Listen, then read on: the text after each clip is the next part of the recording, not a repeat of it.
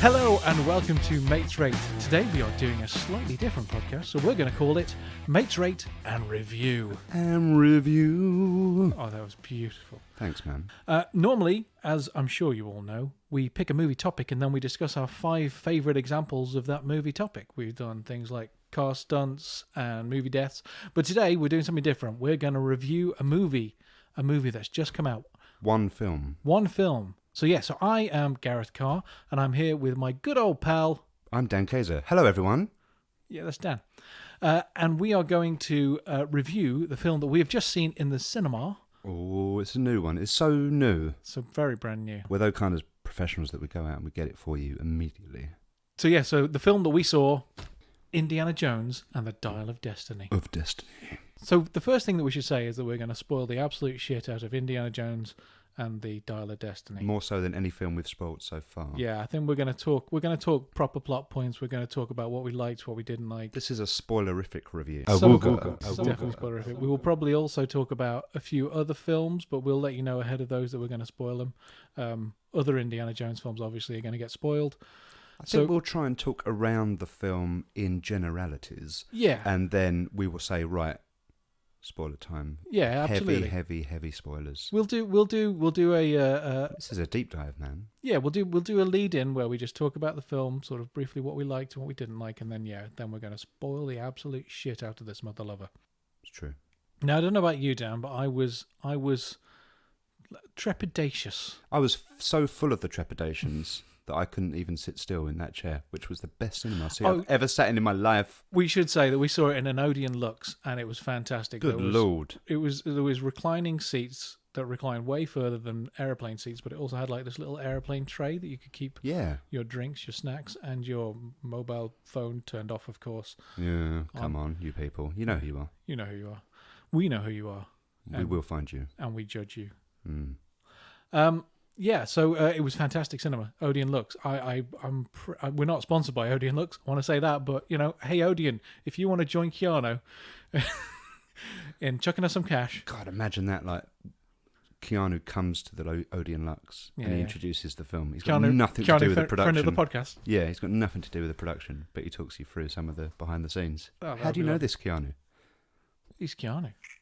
He knows everything. It's breathtaking.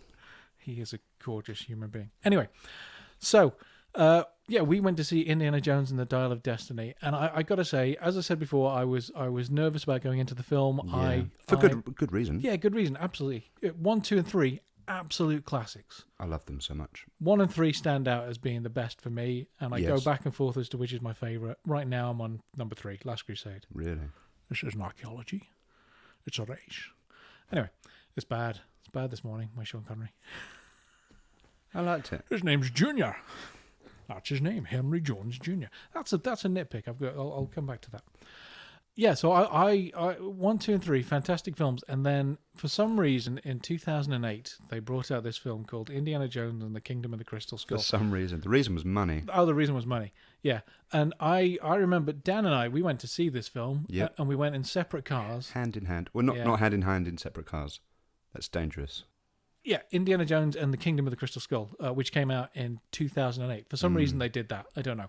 1, 2, and 3, fantastic. Number 4 doesn't exist. No, I mean that first trilogy it's cinema classic gold. Oh, it absolutely is. It's one of the things that sort of defined what a trilogy should be. Yeah. It's like you go to other trilogies and you hold it up against the Indiana Jones trilogy and you go, this is how the 3-film format should work. Gareth Carr. Yes, Daniel Cayzer? Here's a question for you. Okay. Do you think that you had to be born and grew up in a certain time to appreciate those films, that trilogy of films, in the way that, say, that we do? Because we were there. Yes, I do. Yeah. I do. I think you can. I think that if you force your children to watch them, if you force them to put down their mobile phones and watch these films, it's very difficult. Then I think that they do appreciate them and love them. And I know that my 13-year-old said to me, she's currently off on a trip with her mum, so we didn't take her to the cinema, but I told her that I went to the cinema with you, and she was disappointed that she didn't get to come and see this particular film because she likes the originals. Both my children are upset at what I did, which was go out with you. Yeah, I know. Yeah. But they don't like me very much, so Oh God, no. No.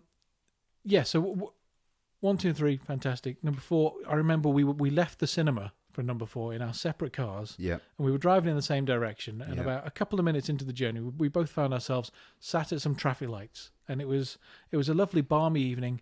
And we rolled down the windows. We were next to each other in cars. And we said, what did we say, Dan?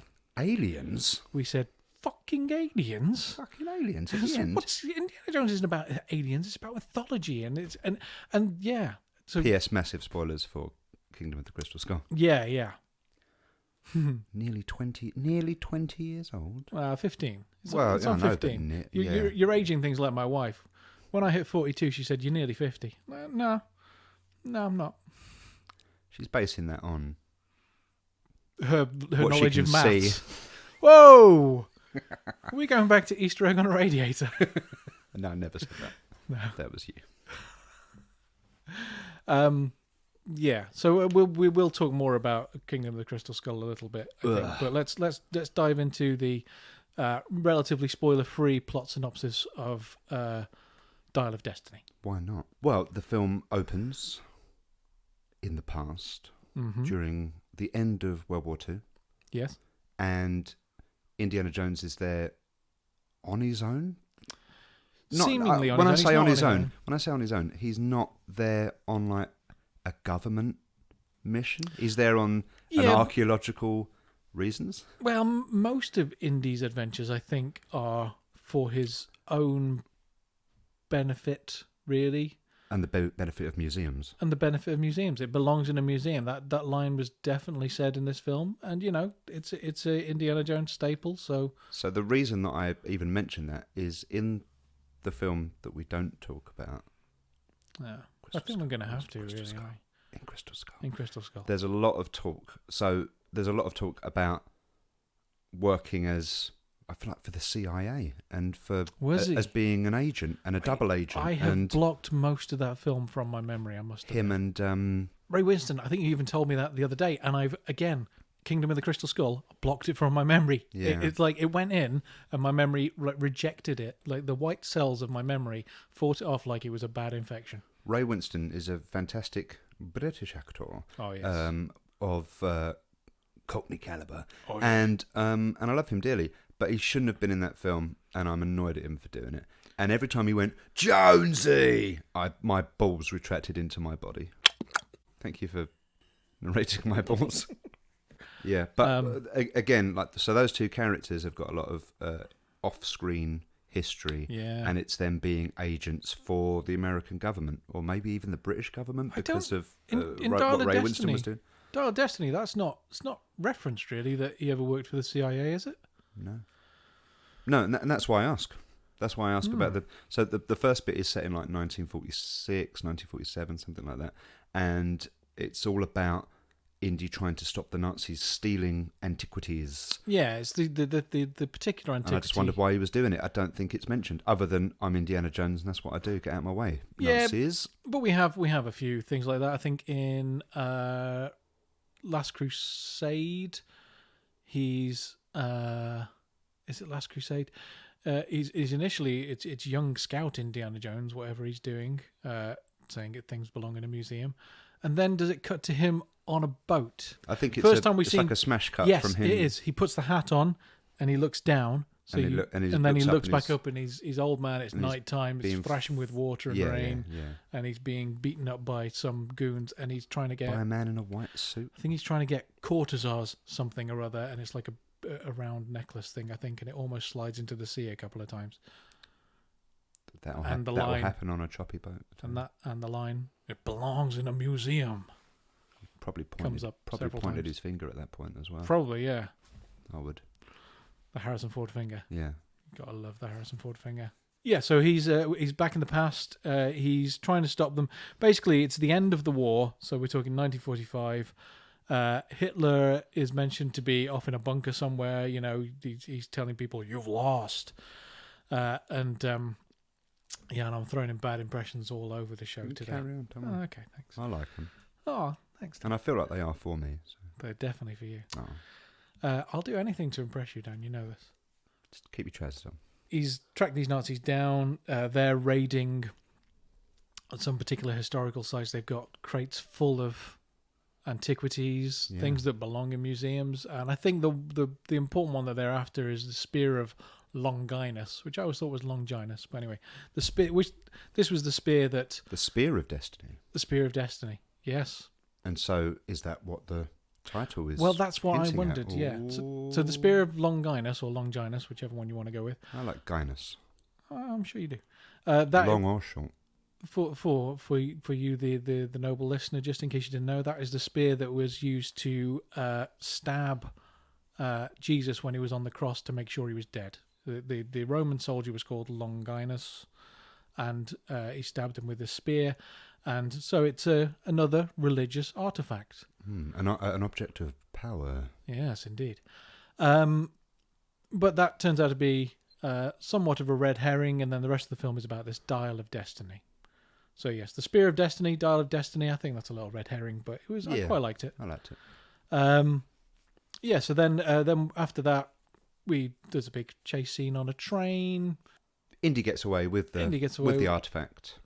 Yeah, and then we jump to Indy's modern day. Yeah, contemporary Indy time, which was 1969, I believe, because they were... It's all about the moon landing. The thing that is... Well, that's happening in the background. The thing that's dating it is that they're about to have a big ticker tape parade for the trio of astronauts that landed. Celebrating Armstrong on the moon. And Aldrin and the third guy whose name I won't remember. Collins. I want to say Michael Collins. What a boring name. Who are you going into space with, Michael Collins? Buzz. Oh, right. Yeah, and Neil. Yeah, Neil, yeah. I like space shit. Spaceships. So... Collins is the guy that didn't leave the... He's the one that was in the orbiter. Poor bastard. Yeah. What, did he not even go down onto the surface? No. Somebody had to stay in the orbiter, so that was Buzz What a and shit Neil. job. Yeah. Mike, if you'd had a more interesting name... Yeah. Or just showed a bit more initiative. Just tried a bit harder. Tried a bit harder to have a more interesting name. Like Buzz, do you think that's his real first name? No. You could have called yourself Danger Collins. Yeah. If you'd have called yourself Crew Cut Collins. Blade. I presume that it's based on a hairdo. Edwin Eugene Aldwin Jr. Aldrin. Junior. Edwin Eugene Aldrin Jr. Edwin. I like to be called Buzz. The dog's name was Buzz. We called the dog Buzz. Anyway, I don't know where I'm going. Now, that I'm gonna. Shall I start on a very quick nitpick? I think you should. A very quick nitpick is that throughout the film, everyone's referring to him as Dr. Henry Jones, and that's not his name. I know that was the name he was given, but nobody in any of the other films, nobody referred to him as Henry Jones. They referred to him as Indiana Jones. It was only when, like, Sean Connery came into it, Henry Jones Sr., that he said that's his name. But it's still, everyone else still called him Indiana Jones. So, yeah, but the people that... Are you talking about the people at the beginning of Dial of Destiny?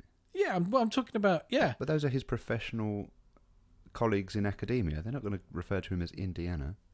And he would have called himself Henry as a professor at a university. I bet he didn't. I think he would have called himself Indiana Jones because I think that was his name. That's what he likes. I think that. Yeah, I think he's changed his name by deed poll. He's paid the fee, and he's now Indiana Jones. He might not. You don't need to change your name by deed poll. He could have just added an extra first name. He might have been Indiana Henry Jones. I think you're adding things to the story now. Maybe. This is my headcanon. If you could put your headcanon away, please. It's engorged. So let's quickly get through the plot. So the plot is that we're back in New York, I think it is. There's going to be a ticker tape parade for the moon landing crew. And all of a sudden, his goddaughter shows up. Yeah. And starts... A character so far unmentioned. So far unmentioned, absolutely. In the whole of all of the films. Much like his son was. Yes. Ooh. Yeah. Anyway. We'll come back to him. We will. So, goddaughter played by Phoebe Waller-Bridge. Thought she did a fine job. So did I.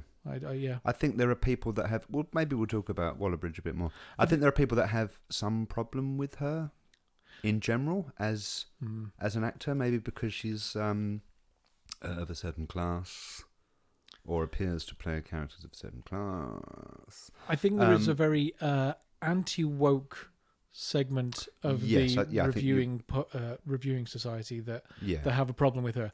I mean, she was attached to the Solo movie, and by God, did that suck balls. Yeah, but she's like barely even. Well, she isn't even visible in that. She's not. Just but her voice is there. She was, I think she was motion captured. So she is in the film. I don't think that she.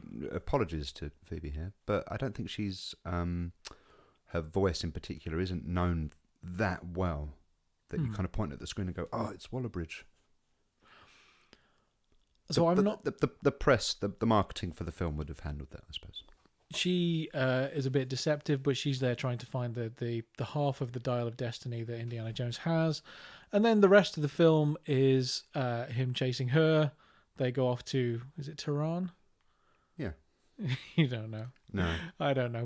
So they do the classic Indiana Jones thing I was very much impressed with. They travel by map, as it was. Map and red line. Map and red line. I loved it. I loved it. It was great. It was, it's the thing that they did in the Muppet movie, where they said travel by map. It's like, we haven't got time to get there. It's all right, we'll travel by map. And they did the map thing. That's fantastic. And then they did it again, but seriously in this film. But it's been done in at least one, if not all, of the other films. I want to say it's done in the first three. It's done in Last Crusade, definitely. I don't know if it's done in Raiders. I'm not sure it was done in Temple, because Temple doing pretty much...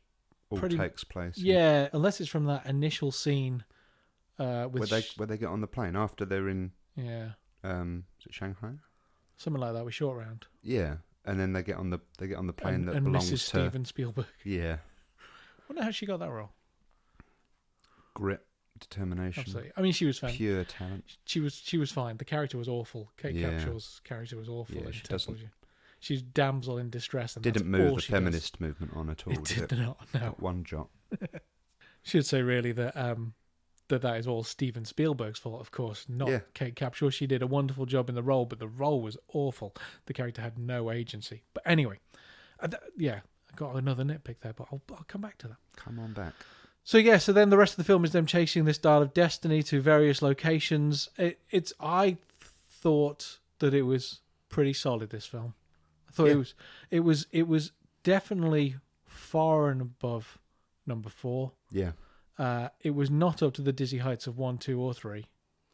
No, it had, I suppose, it has a very strong sense of nostalgia for those 3 films. And, yeah, the bad taste that's left in your mouth from Crystal Skull, I think it's kind of removed from this film. Yeah, I think so. Not 100%. It's still on the palate. I think that what I want to say is that I am going to nitpick and talk about quite a few things that I didn't like about this film.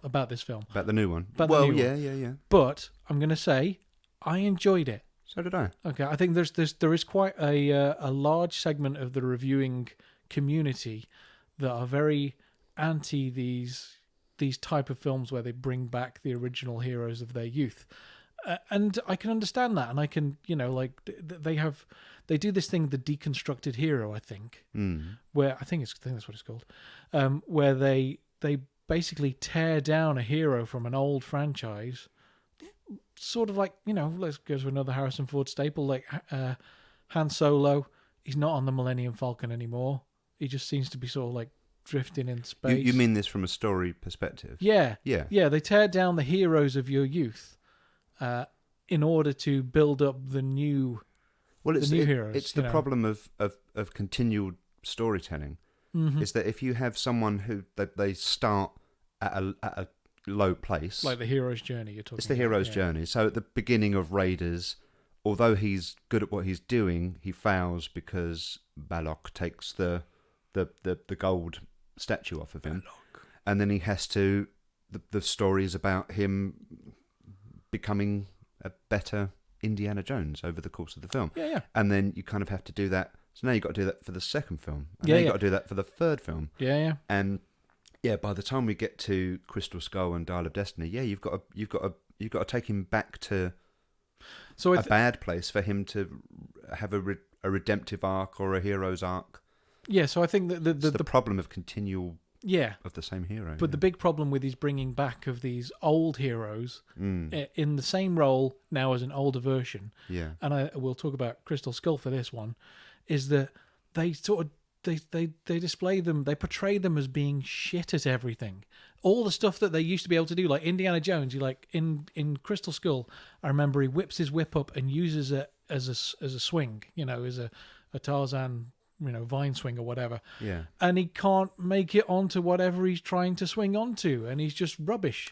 In the where the Is it Covenant's in the warehouse? in the warehouse where the Covenant was stored at the end of Raiders. And he's always getting beaten up by everybody, and he's relying on the new characters because he's getting too old for this shit. But that's it. But our heroes, they shouldn't be portrayed in that way. It's disrespectful to them because it's making a joke out of them. And I think you're hitting the nail on the head of why these things don't get reviewed very well. Is because what is it really doing at the core? It's reminding you of your age. It's reminding you of your age. Mortality. Yeah. It's also reminding you of the films that you used to love, and then comparing them unfavorably. It's like you want to see your hero winning. In Indiana Jones, in Raiders of the Lost Ark, he was he was outclassed in some respects. There was that massive guy played by somebody called Pat, can't remember his last name. I know who you mean, yeah. Yeah, who is a massive guy. He ends up in the propellers of that plane. Yeah. Beats the shit out of Indiana Jones. But it's Indy's ingenuity and a little bit of luck that pulls him out of that. But he's not. A lot of luck. Yeah, but he's not shown as being incompetent in any way. He's outmatched, but there's quite a lot of like Deus Ex and serendipity that get Indy through things. Would you not say? A lot of what he does sometimes is like it's by the seat of the pants, and it's, definitely it's outside influences that get him through. Yeah. Oh, I would say, which is all right. It's enjoyable. It is enjoyable. It is, and there's nothing wrong with a bit of that as long as you don't rely on Deus Ex for your main plot points. Yeah. For your main sort of like the heroes winning in the end. If that relies on somebody swooping in with a helicopter at last minute that has not been set up in the story, then that's just shit. Yeah. You've got to earn it. Yeah. And there's not that much. I'm not insinuating that he's incapable. He's very capable, and he knows so much. He does know so much. He does. Yeah, so I don't know how much more about the plot that we can say really though without spoilers. Going full spoiler, yeah. They travel the world. They're chasing the other half of this dial. They're also trying to find a tablet that will tell them where the other half of the dial is. Yeah. They're following the breadcrumbs, aren't they? Yeah. Indy has his goddaughter with him. There is and he also has her version of Short Round. Her Short Round. Which is a young sort of Mexican, is he? I think so. Somewhere from South America. Let's go with South American. Yeah. Nice guy. Nice guy. Also very capable. Very capable, yeah. He's like a street urchin, street thief. He's a Short Round. Yeah, that she's taken under her wing. Oh, how good would it have been to have Short Round back in this? Ki Hui Kwan, who was fantastic in Everything Everywhere All at Once. That was such a good film. Have you seen that? Yeah. Oh, good. You looked Absolutely. at me blankly for a second. That's just how I look at you. I mean, yeah. Most of that is kind of like, do I know this guy? Why am I here with him again? Yeah, that would have been good. But, that's fine. He was this new version of Short Round. Teddy. I'm not going to go with the actor's name because I can't be bothered. He's got to prove himself. Yeah. He's only done one film. Yeah. As far as we know. Have care to research. So Phoebe Waller-Bridge, Wombat. Her nickname. What was her real name? Helena Shaw. Helena Shaw. Yeah. So I mean that's a good thing that her character name is memorable. I remember her. I remember her name. That's a point in favour of the movie already. And Teddy, her little sidekick. So yeah, they're off around the world chasing this stuff. I think that's pretty much the plot. And right from the beginning of this film, it is mentioned, minor spoilers, it's mentioned early on. Are we still in minor territory? I think we're in minor territory, but we're on the outskirts we're about to of graduate. Spoiler Central. We are about to take a taxi right into downtown Spoiler Town. Oh God. Yeah, the dangerous East End. area. Mm. Especially at night. So knife crime. They are looking for the other half of this Dial of Destiny, which will allow them to locate fissures in time. Yeah. So it's talking about time travel. And that is quite obvious, isn't it? It's not a big kind of it is, which is, I think, turning point in the film. I think it's important that that's obvious, because I think you and I, sitting at those traffic lights, we went, fucking aliens for Crystal Skull. Yeah. And that was because to my memory, again, my memory of this film is not great. To my memory, it was dropped on us at the end that it was about. You had this weird Crystal Skull thing throughout it that looked alien, but it wasn't explicit that it was going. I think with that film, the point is that it almost feels like you're being given the red herring that it's about aliens, and surely they're not actually going to do this, and that's going to be the payoff, is it? Yeah, I think you're right. I think that the point is that you think that it's not going to be aliens. There's this alien skull throughout the film, but you think it can't be aliens. It's Indiana Jones. Indiana Jones is mythology. It's religion. It's artifacts that are to do with God or the occult. Yes. And then at the end, there's a spaceship with fucking aliens. Yeah. And you just go, what? Why is Indiana Jones now science fiction? It's always been fantasy. It's always been, but it's sort of occulty religious fantasy. I've got a very, very weak defence for it being. I look forward to easily tearing it apart. Then I'm sure you will. I think this is more of a defence of as it was being constructed. This film, as it was being imagined and written and put together. Okay. I think that they looked at the time period that Indiana Jones would be in for the age of Harrison Ford, if this makes sense. So how old would he be if we made a film now? He would be this age, and that would put him in the 50s. And then that would take you around that kind of... What was that era all about in terms of filmmaking? Yeah. Roswell, Area 51, and sci-fi, saucer, ship... men, little green men, and alien films, and we know that and it's some kind of homage to that era. I'm pulling and very very short threads. But we do know that Spielberg loves aliens, and in particular that kind of the Roswell Greys. Yeah, like E.T. is a sort of blobby version of like a Roswell Grey kind of thing, and then he did a whole TV show called Taken, which is all about those kind of aliens with that flying saucer, and he obviously did Close Encounters. Yeah, he loves aliens, and he loves aliens coming to Earth. And I think that's why the ship at the end of Crystal Skull it's a saucer. It's a big disc saucer. Absolutely. And again, it's another absolutely nod to that time of science fiction writing and thinking and portraying. What you're doing here is you're explaining a reason behind a terrible, terrible decision. Oh, yeah. So when you said you're offering a defence, there's no defence there. All right. But yeah, you're I really like Steven Spielberg. I love Steven Spielberg for another podcast. You're absolutely right. In the 1930s, you had the rise of the Nazis, and that's where we first meet Indiana Jones. I think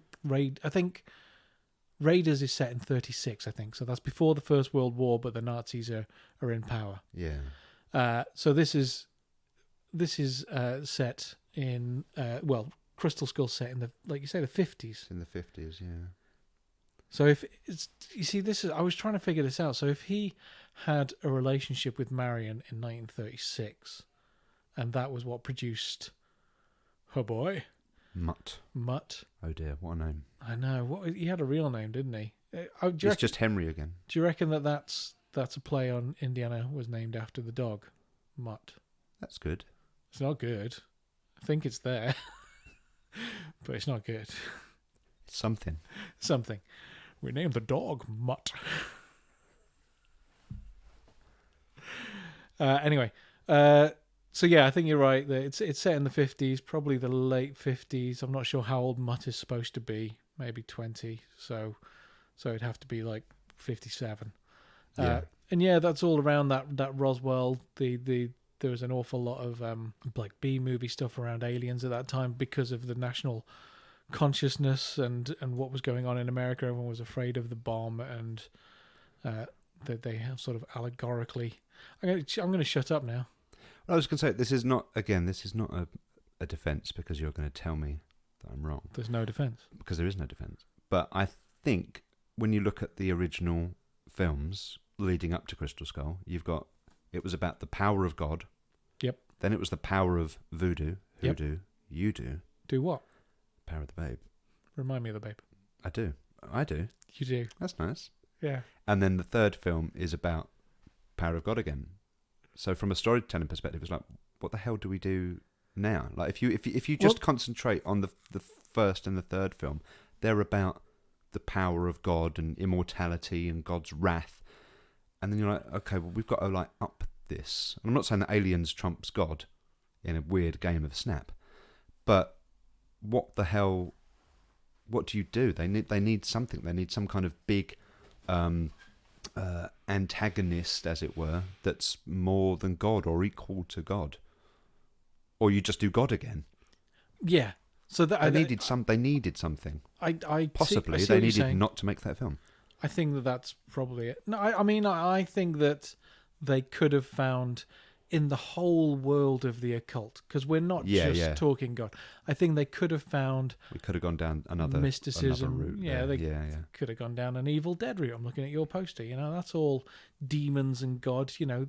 I think I would have liked it if they had teased and red herringed you all the way to the end that it was aliens. Yeah. And then took that away and pulled the rug out.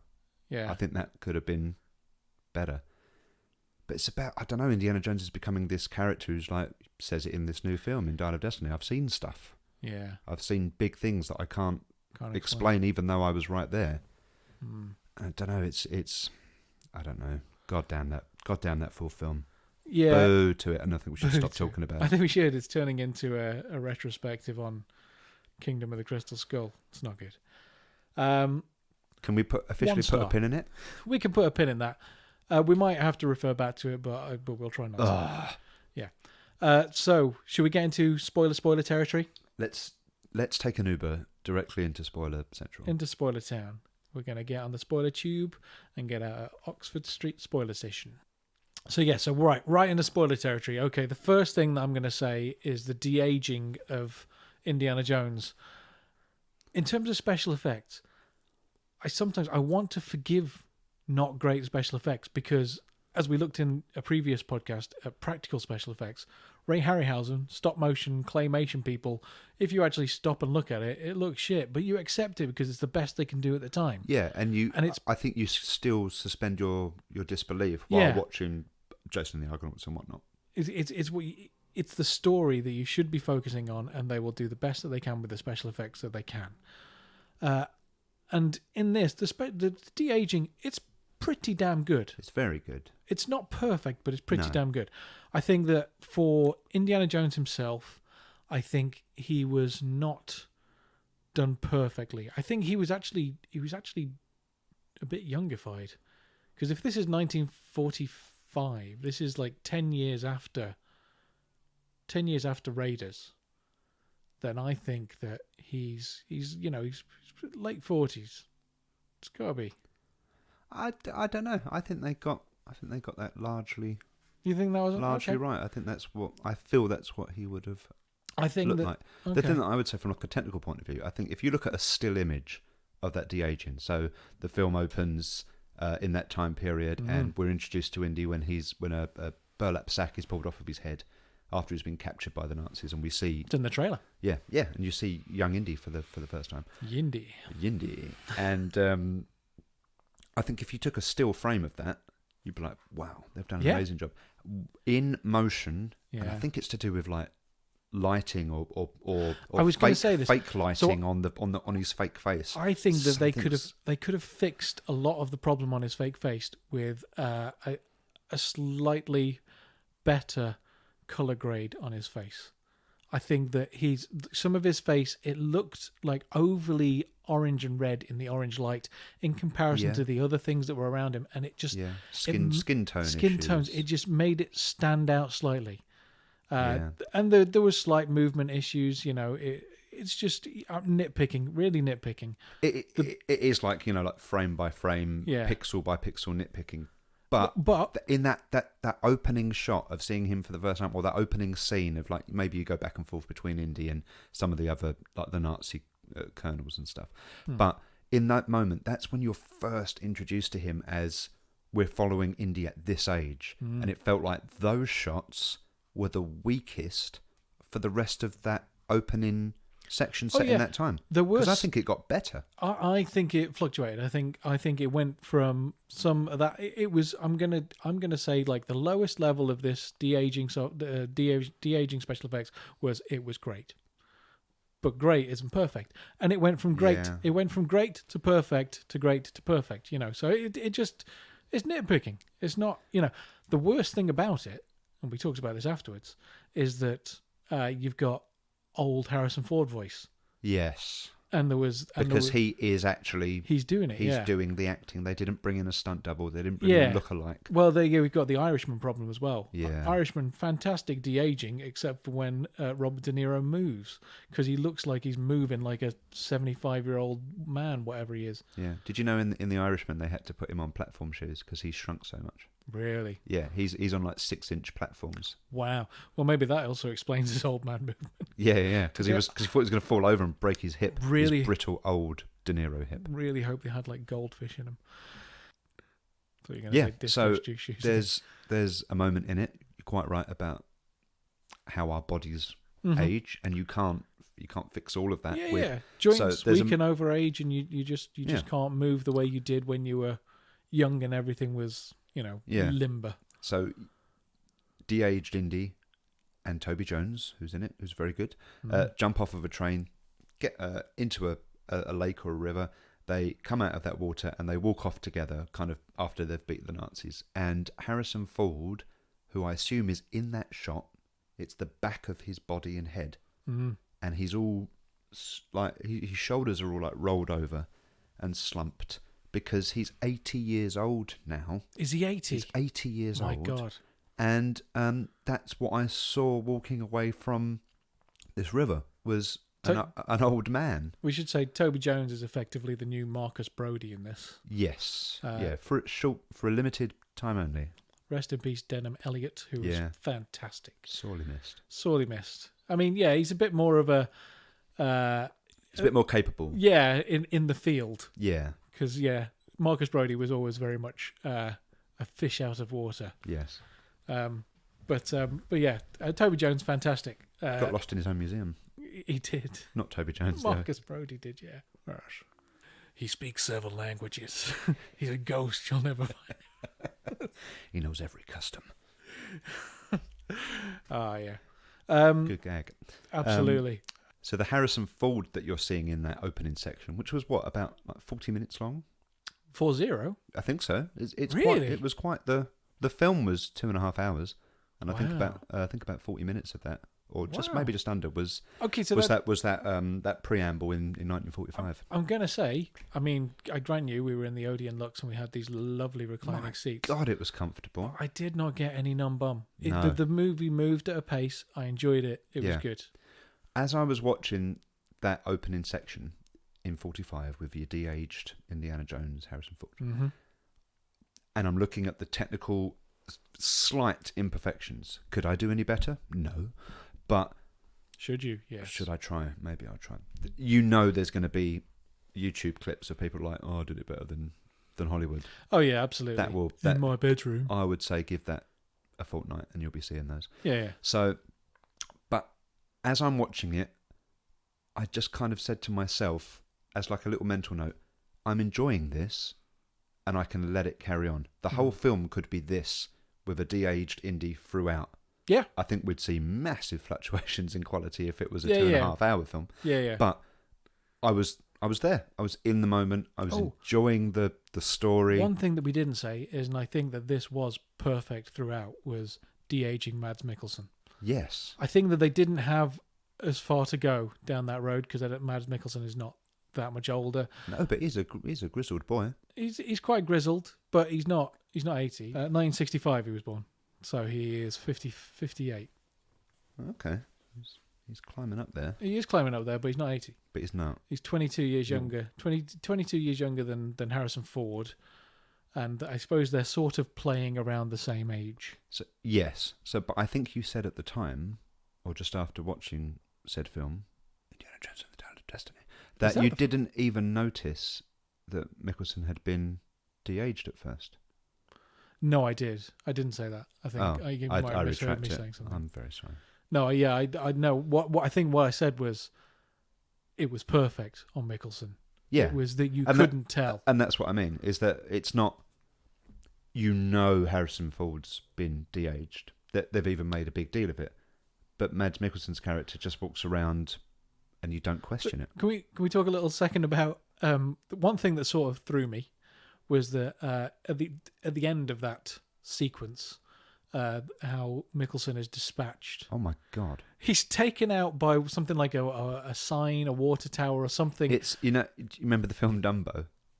I have not seen the film Dumbo. Jesus, your childhood must have been awful. It was, because it's led me here. Yeah, welcome.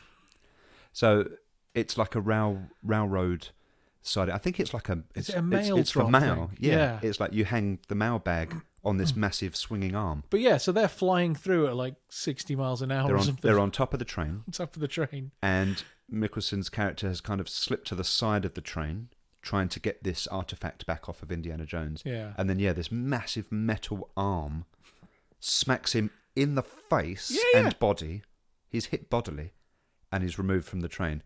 And there's a good sound effect of him being thwacked. Oh, is that... No, I think early on we had the Wilhelm scream. Do you know there was definitely one of those. Yeah. But I think that was... What's that? The Wilhelm scream is a very famous scream that you will have heard in all the Star Wars films, all the Indiana Jones films, an awful lot of everything, which was... it was a scream that was a sound effect that was made for something like the 1930s or 40s.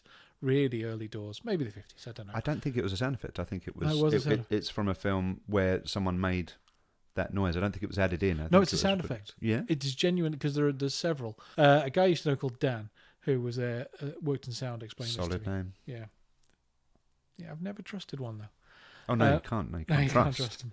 You just have to go along with them until they've got your money. Little research, but yeah, I think it was Wilhelm scream. I thought it was just captured on set one day. No. And then they just used it forever. So this is from Wikipedia. The Wilhelm scream is a stock sound effect that has been used in a number of films and TV series beginning in 1951 from the film Distant Drums. Right, so in the scene from the film, soldiers fleeing somebody, one of them's bitten and dragged underwater by an alligator. So they made this scream for that film. And for that moment. And it's just sound recorders liked it so much that they just sort of snuck it in. It used to be a thing that they would sneak into films, so that behind the director's back, and sometimes they get caught, and they'd have to take it out, but they just try and sneak it in there. But now Lucas and Spielberg love it. Yeah, but now it's in there on purpose. But yeah, so I think it's look very out for it or hear out for it. If you watch Dial of Destiny, or listen out for it if you want to use English words. Yep.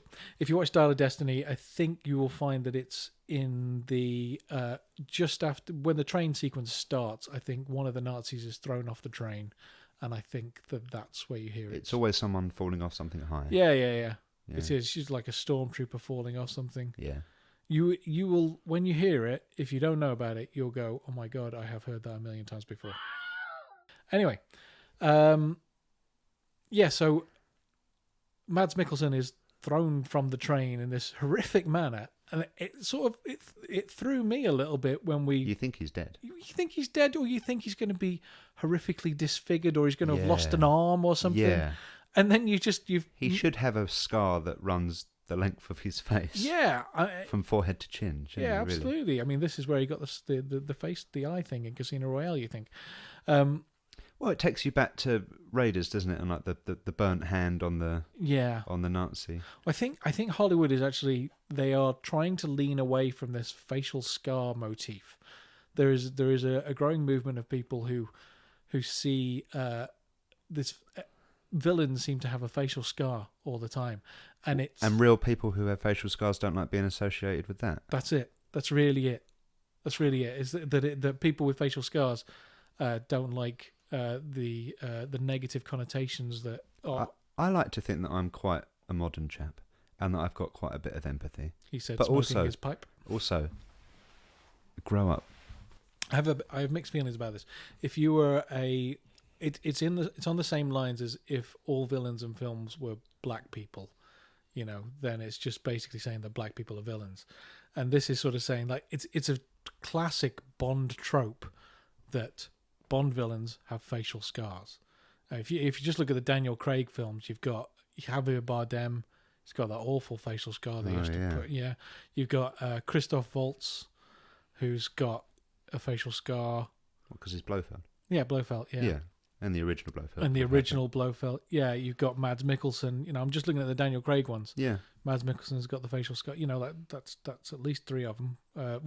Four of them and you've got. It's supposed to inform the character, isn't it? That that their life has been pretty bad, and they're acting out. It's supposed to. I suppose what it's supposed to do is it's supposed to be saying that the ugliness that's on the inside is shown on the outside. Oh, that's thematic as fuck. Yeah, but what is that? But that sort of goes the other way as well. It's sort of suggesting that people who have this disfigurement on the outside are ugly on the inside. Must be bad. Bad men. So I can understand why there is this backlash against it, and maybe that's why they didn't do it. I don't know.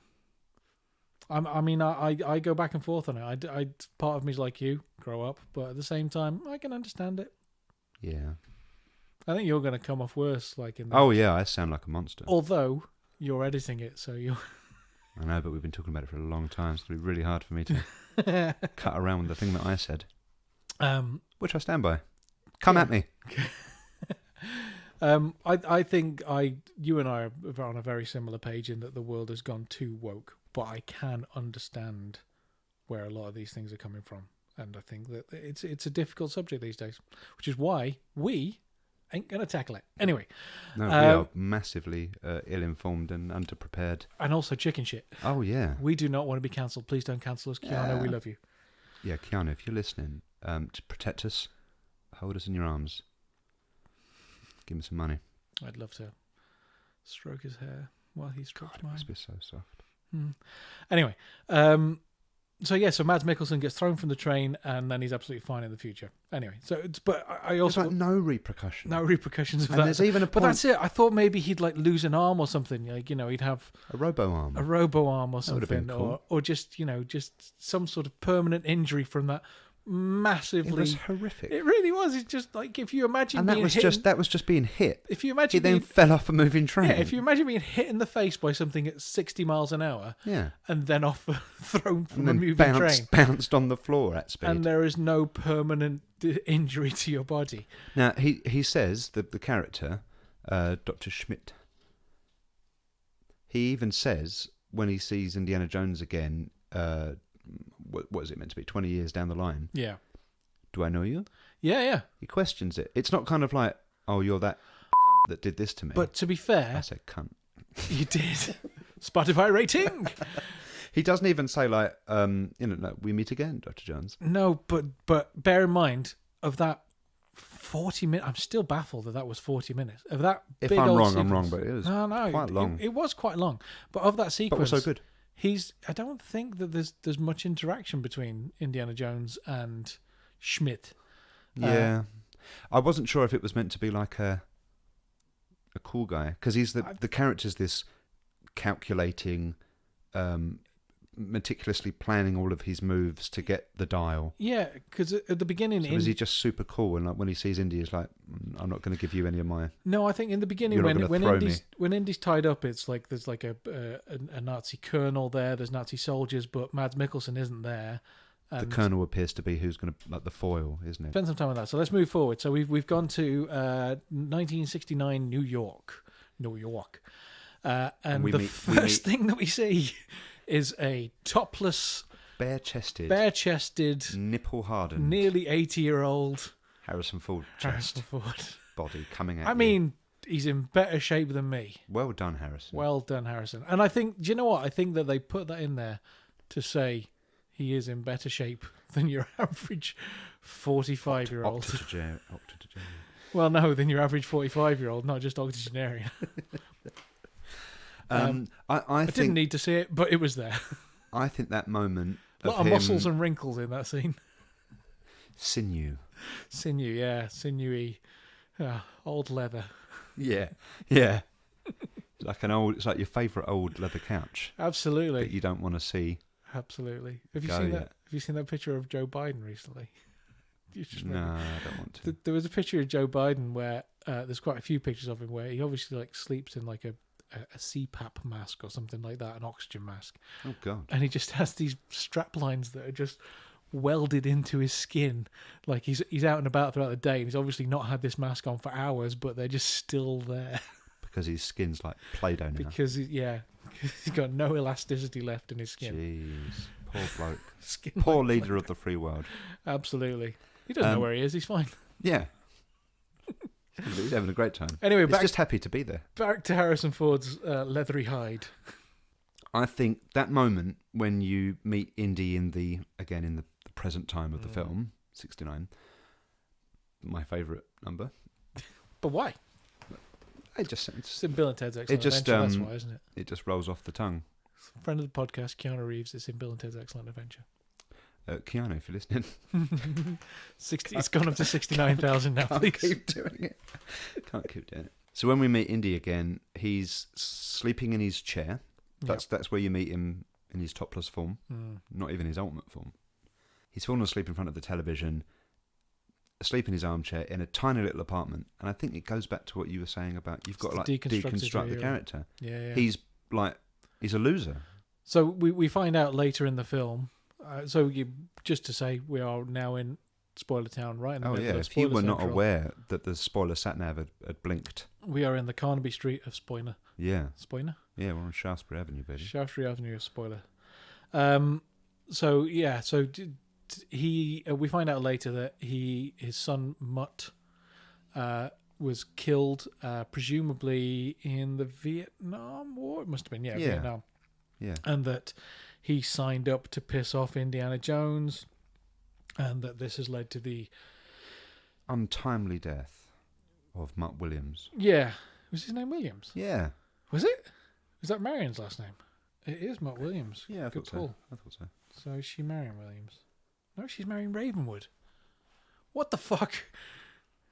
What was that Oz guy called? Oz? He's Professor Oxley, obviously. Oh, yeah. So got no idea. I don't know where that comes from, but that was his name. Maybe.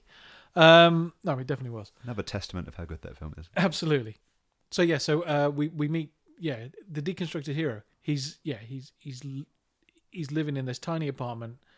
His marriage is broken down because of the death of Mutt, and it seems like he's just kind of given up on life. Did you pick up on the death of the son early on? Early on, no, I didn't. Did you? I did, because there was. I saw the divorce papers. When the camera pushes through the apartment onto him sleeping in front of the television, in the armchair, and there's a picture of Sean Connery, and there's a picture of Shia LaBeouf, Hollywood superstar Shia LaBeouf, and it just felt like that's where he's got images of his dead people. His dead people, both black and white images next to each other, and it just. Which it likely would be black and from the trailers and everything, we know Shia doesn't appear. Well, or apparently, he's kind of been replaced by Phoebe Waller-Bridge. We know that he's not a big part of the film, at the very least, from the trailers. But now we know he could be doing anything off screen. But you saw Indy at what appeared to be at a very low point, and you saw the pictures of the characters.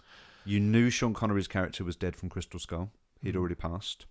Yeah. He doesn't. He's not doing something else off screen. He's gone.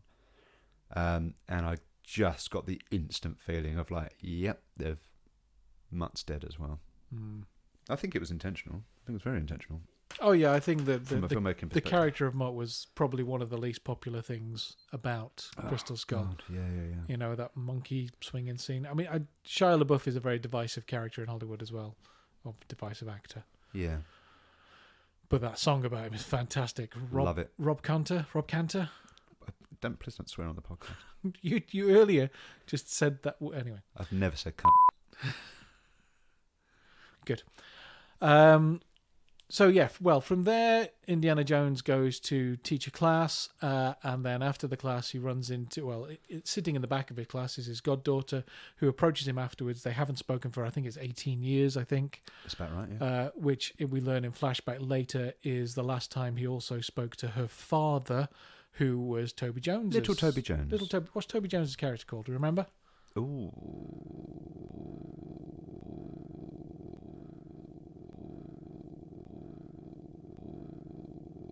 I think that's what his name was.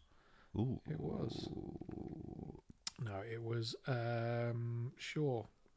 Basil Shaw.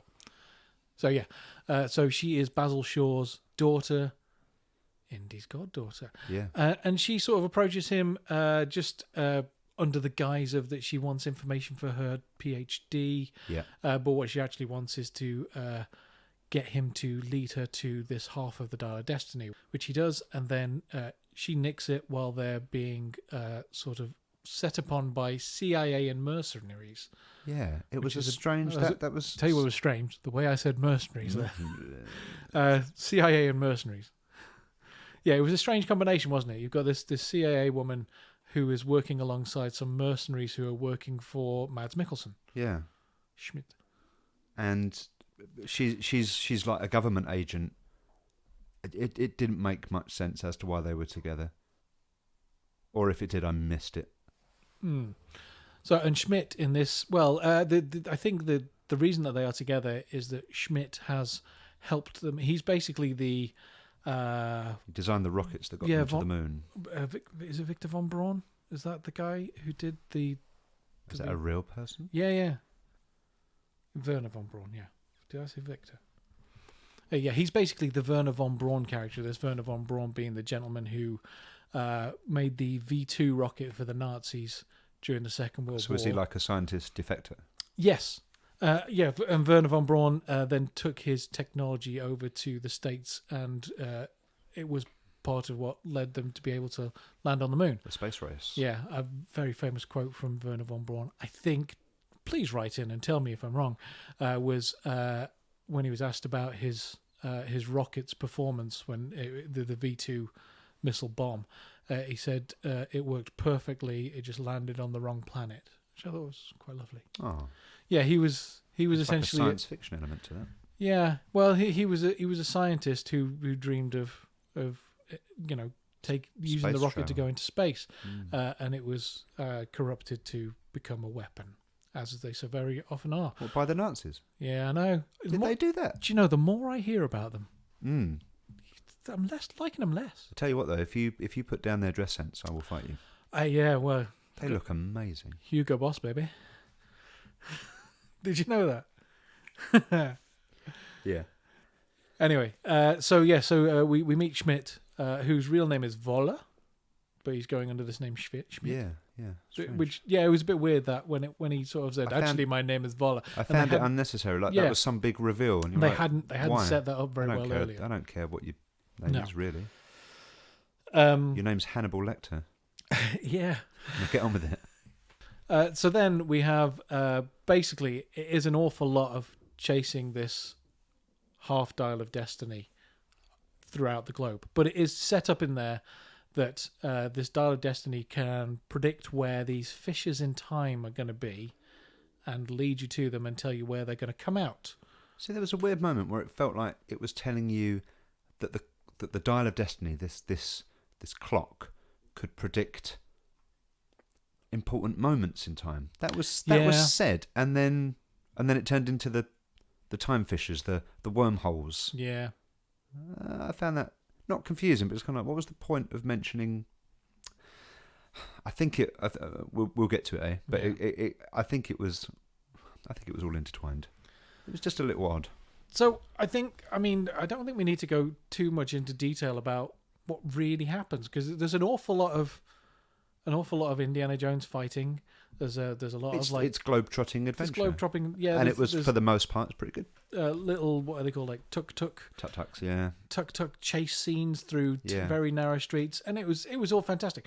You had a little problem with that, though, I did have a little problem with that. My little problem with that was there was far too much green screen filmed in a, actors having a chat across these tuk-tuks. Well, not actually on location. One of the things that is amazing about the original Indiana Jones films is that it's all done really. It's it all feels real. Yeah, and it feels gritty and dangerous. So yeah, but I agree. You could tell that a lot of that was done. Yeah. Away from the actual action of these vehicles being tearing through the city. It's like my sort of biggest problems with Bad Boys for Life, which I think we've mentioned on a previous podcast. Yeah, I haven't seen it because I quite enjoyed it. To. But one of the my biggest problem with it is that there is this one scene where they're doing a motorbike with a sidecar chase, and it's so blatantly obvious that they're not there doing it. They're chatting across, trying to do their quick-witted banter across this open street while they're hurtling down it, and it's just so fake. Yeah. I'm going to pull us back to the beginning of the film again, where you've got a motorbike and sidecar chase. Yeah. And it was really, I tell you what, it was really good. Although, was it fake? Because it was dark. It was really so dark. It was really dark, but there was an awful lot of fakeness about it as well. But it was, I don't know, did they make it that dark because it didn't look that good? So they kind of brought the exposure levels of down in post? I think it's a problem when you're doing like night action sequences, isn't it? I think that you're trying to do all this deep fake on Harrison, because it's not like he's puts a helmet on or anything like that. It's all and that's the other thing is I don't see a reason for that entire sequence being at night. It could have been done in the day, and I think it would have looked better. Yeah, I don't know. Yeah, but that is my biggest problem with this film. I think was the fake action sequences. So let's just to go back again. Indy running on top of the train for the first time in that big wide shot. It's obviously like a digital double, animated human. You ran far too quickly, and just weird. Too quickly. Like the gate was wrong. It was just really weird, and you couldn't help but you're watching it for the first time. You're not deconstructing the thing. Do you know what I was thinking of that it reminded me of? Batman 1989. Very first. Do you remember the very first time you see Batman? The very, very, very first time. No, enlighten me. Okay, so there is a big high shot looking down from above a big Gotham. I think this is probably why they did this, because I think it's probably a model shot. Looking down, and the Dark Knight is looking out over the city, and he turns and he walks back inside the building to go and catch those two criminals that have just done the mugging. Okay. And it is a painted Batman. It's animated, and it's so obviously like they've animated him in this dark shadow, and it's just so fake. Well, I know what I'm looking up after the podcast. It's really obvious. I've got a digital copy. I need to see it immediately. Yeah. So I think that's where this film has fallen down for me most. I'm going to say the technology's moved on from that, but it just felt, I don't know. But that's what I mean. It pulls unnecessary. You out of it. It did. In the moment, for the first time watching it, I went, ooh. I think that. I tell you what, it reminded me of. Not so much Batman, but Blade. Blade 2. Do you remember the digital doubles in Blade 2? They're kind of like a bit bendy, a bit jellified. Is it a bit Agent Smiths in Matrix Reloaded? Yeah. Like the billion Agent Smiths that look like sort of rubbery Ken dolls. We've moved on from we that. We have. Yeah, I think that's my biggest problem is that there was too much special effects that could have been done practically. And I think that Hollywood is suffering a bit at the moment from people go, well, we can do anything because we can just do it as special effects. And it's so much cheaper and there's no danger involved. And those are good reasons, especially the danger to the stunt people and the actors. Yes, yeah. Very, very good reasons. Is there a safer way of doing this? Yeah, but I think it does pull away from the reality of the scene. It pulls you out of it. It makes you wonder if that shot of him, maybe there wasn't anything else that they had that puts him on top of the train. Yeah. And so for continuity reasons, they had to use that kind of shot. Maybe it was done I'm going to be well afterwards. But we're talking about this in like isolation. Yeah. I still enjoyed all of that section. I did too. This is it. I think that's the main review of this film, is that even when you looked at something, when you went, oh, no, I don't know how I feel about that, as an overall, yeah, enjoyable. Yep, I would agree. rip-roaringly good, adventurous time. Yeah, it was. Okay, so let's.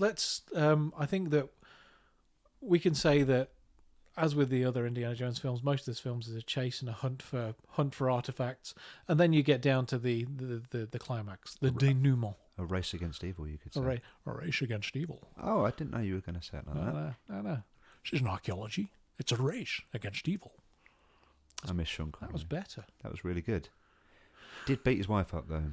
He was quite misogynistic. Oh, yeah. Yeah, it was all enjoyable, and I think that my main problem is that they could have done it differently. They could have done a lot of these things practically. So I'm not sure if I'm pronouncing this correctly, but since the tragic shooting of I think it's Helena Hutchins, the cinematographer on the Alec Baldwin Western film Rust, there is quite a large, including Alec Baldwin, a large proportion of Hollywood who want to remove the use of real guns with blanks in them. Yeah, I can imagine that. And I can see that. Yeah. But the alternative that they have is to have fake guns that don't do any action at all, and then they post in no force coming out. Yeah, and they post in the bullet shot, the muzzle flash. Yeah. And I kind of go, okay, that's fine, but it does sort of. I think that they're arguing for the wrong thing. I think they need to. What went wrong? It seems, and I mean, there's a big court case I think going on, so we don't know for sure. Ongoing. Yeah. It's ongoing, but it seems like what went wrong was that these guns were taken out and played with as toys by some of the team between takes. You know, they just take them out, put live bullets in them, and then shoot them elsewhere. So I think what they really need is they need much more stringent rules around these things and consequences if they're not followed. You know, they need to not be able to do that. They need to be locked up between takes, only ever have fake ammunition in them or whatever. I think it could. I mean, there's a bigger argument that we should stop glamorizing gun violence. Oh, absolutely. In cinema. Absolutely. But then you look at something like this Western Rust, and it's historical. You know, it's. Oh yeah, I go along with that. Yeah, I definitely. Those were the weapons and tools of the cowboy at the time. Yeah. I'm not a big fan of revisionist history. It was absolutely tragic and it should never happen. But I think it's an argument for stricter gun controls and not necessarily for getting rid of these things in the movies. I think that when you see a gunshot in a movie with muzzle flash and no kickback on the person, then it takes you out of it, and it's not. The actor has to do a lot more to and don't get me wrong, you. I am not arguing that being taken out of the moment is more valuable than a person's life. It is not. Oh God, no. A person's life is the most supremely valuable thing, but I feel like that there's got to be a way that you can do both. You know, tighter gun controls, much better on-set safety, competent people in the roles. But I think that too much special effects where it can be done practically, I think that takes you out of the movie. And particularly these films. Yeah. You know, if we you're go back to comparing them back. Yeah, and you can't help it. You're looking you back. think about the third film and the tank chase. That's just what I was going to say. I love that tank chase. And you know, even the falling off the cliff, I think that was done with miniatures. There's a green screen shot where he's the Nazi coroner was like screaming towards the camera as he falls down, and then it goes to miniatures. Yeah, but it's still fantastic. It looks way more real than all these things that are created inside a computer. Yeah, I think the things that are created inside a computer look more spectacular, but they don't look more real. No, and you can kind of separate yourself from the moment. Yeah, and then of course, anyway, we get to the climax, which is they find the Dial of Destiny. They put it all together. All of the breadcrumbs have been followed. Yeah, Indiana all Jones. Of the archaeological knowledge has been displayed by Indy and Phoebe Waller-Bridge because they're very, very clever and they've memorized everything. It's a lot like all of the knowledge around the Grail from the third film. Though I thought there was quite a lot of parallels actually. Very much with so. The whole Henry Jones Sr.'s hunt for the Grail and Toby Jones. Yes, there's a moment in the film when they talk about memorizing your father's notes, codes and stuff, on the thing that your father obsessed over. Yeah. And what kind of person does that? And they're talking about Helena Shaw, but of course that's a reference back to Last Crusade, and to the father-son relationship in that, and how they're very similar characters, him and his father, and how they both obsess over the same things. And yeah, it was good. It was good. So anyway, climax, they find Archimedes' tomb, and spoilers, on his tomb there are propellers. There's anachronisms, absolutely. And he is wearing a wristwatch. But how? So then you know that you're going into time travel, yeah. And we're probably going to see some all of that timey-wimey stuff. Yeah. So we are into timey-wimey territory, the wristwatch and stuff. Yep. So yeah, it's quite strongly suspected that we're going to see some actual time travel. Yeah. So unlike... And this is where it makes you go, uh-oh. Unlike Kingdom of the Crystal Skull, this has been set up through most of the film. Yeah. So it's not a surprise. Yeah. I'm not amazingly happy with time travel in an Indiana Jones film, I've got to say. But... Well, should we talk about the time travel? Yeah, let's talk about the time travel. Yeah. Okay. So, go on then. So they are very purposefully, the bad guys, led by Mads Mikkelsen, they are flying a plane. Looks like a Lancaster bomber or something like that. I'm not sure. They're flying it through this wormhole in the sky that was very much a very big kind of like sky bumhole. Yeah. That no one's ever seen before. Yeah, so with the amount of... Ever. Apparently... Yet you could see it with your eyes. This is the thing. The Dial of Destiny, the Alchematron, whatever it's called, I can't remember. Yeah. It directs you to these fissures. It doesn't create them. No. It says it shows you where they are. Predicts where they're going to occur. It's a bit like a compass as well. It predicts where they're going to occur, and it predicts when they are going to take you to. Yeah. Like in history. But it does not create them. So what it's suggesting is that these fissures...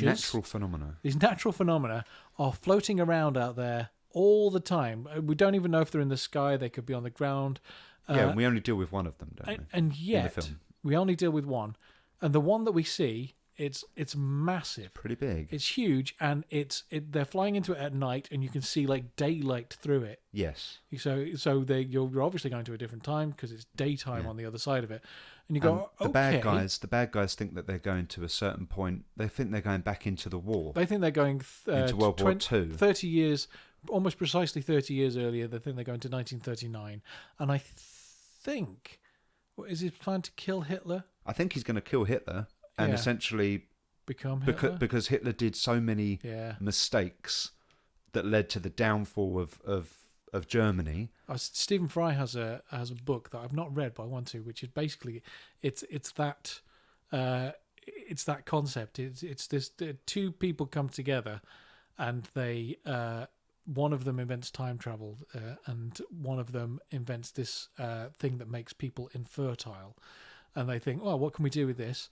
And they go back in time to where Hitler's parents lived, and they basically poison the well of the village. So they don't kill baby Hitler. So they don't kill baby Hitler. They just make sure that Hitler's never born. They undo him. And Stephen Fry in the book explores the idea that without Hitler, the Nazis would have won because he made so many mistakes. Right. Okay. So the rise of Nazism was nothing to do with Hitler. He just happened to be figurehead. He was the figurehead. He was a great orator who just sort of galvanized people behind him. But someone else could have done that and could have been more competent. So basically, Stephen Fry is saying that Hitler is the reason that we won the war. So thanks, Hitler. Yeah, I never liked him before, but again, good on you. Good on you, Hitler. But that's the plan, isn't it? I think he says in the film, Mads Mikkelsen's character Schmidt says, "You didn't win the war, America. Hitler lost it," and he blames Hitler. So he wants to go back, get him out of the picture, and fix all of the mistakes that led to Germany losing World War II, and that's his plan. But Indiana Jones just at the last second, because he's obviously been kidnapped by them at this point to take with them. For some reason, he's been taken along. Yeah, he's been shot. This guy that keeps undoing our plans is now on our plane. Yeah, he's been shot, and he's not doing too well. But he's on their plane. Yeah, they take him with him. Don't know why. Doesn't make sense. But never mind. I think it's sort of Mads Mikkelsen grandstanding. Take him along. We will show him exactly what we will do. Yeah. And we have to say that Helena Shaw, Phoebe Waller-Bridge, she's got onto the plane. She's got onto the plane in quite a good stunt sequence. Sequence, but again, fake as fuck. I didn't mind it. No, didn't mind it. Okay. I wasn't taken out too much. Okay. There was a moment where she gets really close to the propeller before it takes off, and I went, "Yeah, come on." Yeah, you dealt with that very well. Yeah, she was getting blown back by the propeller. She's on a motorbike motorbike jumps onto the undercarriage. Onto the landing gear, yeah. Onto the landing gear, and it goes up into the plane. So our two heroes are on the plane that is about to travel through time.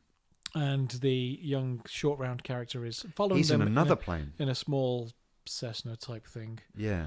He's about 12 years old. He's about 12. He's got... he likes the idea. We didn't talk about him. And there was a point at the film just before they find Archimedes' tomb, where he's been kidnapped by the bad guys and handcuffed. Oh my goodness! Yeah, handcuffed to the giant big brute. Yeah, so he's handcuffed next to a mega Nazi. A mega Nazi, and they go across this very rickety wooden rope bridge. 2,000-year-old bridge. 2,000-year-old bridge that surprisingly doesn't support the weight of the mega Nazi brute. Did it just tip? Or did it break? No, it broke. Because I'm pretty sure they then walk across it again later. Do they? Yeah. Okay. So I'm wondering if it broke or not. I think we need to see it. I think it broke, but anyway. And I look forward to seeing it again. Maybe it was just that small bit of it broke, and they fell in. Teddy and Mega Nazi fall into the water. Fall into this underground they're already river. Handcuffed together.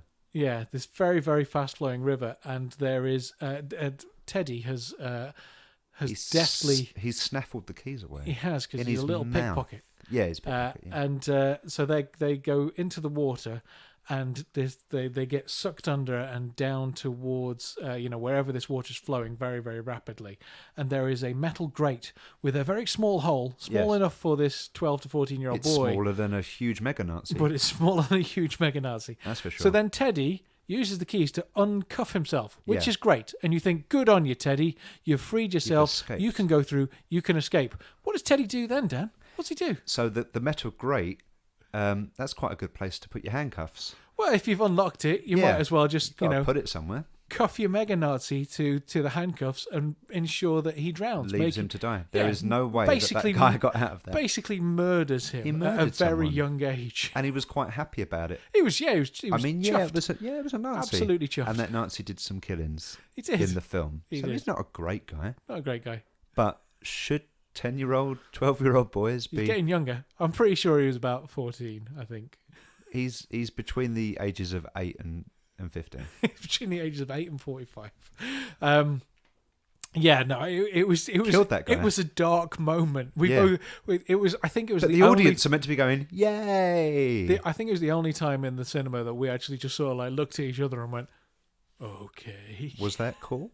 Yeah, not cool, Teddy. But anyway, so Teddy has escaped, and he's following the Nazis in this plane that he's stolen, which happens to have a real pilot, because Teddy's never flown a plane before, but he's learned. Dreams of it. He dreams of it. But anyway, let's forgive all of that stuff. He's managed to take off because he's had some instructions from pilots in a pub. That was it. That was it. Yeah. So he follows them through this giant time rift. Indiana Jones. A time anus. A time anus. Indiana Jones realizes about 30 seconds before they're going through that Archimedes did not know about continental drift. Yeah. Do you know what continental drift is? The drifting of continents? Yeah, but do you know why they drift?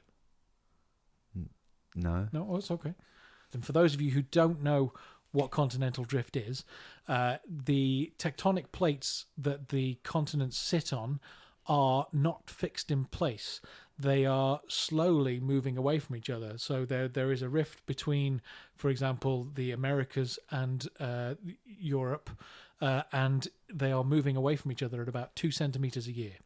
So this would have been why you had like Pangea millions and millions of years ago, and exactly. And then all the continents have just come apart. Yes, exactly. If you take the shapes of North America and South America and you slide them over to Europe and Africa, you can see that they kind of fit together quite well.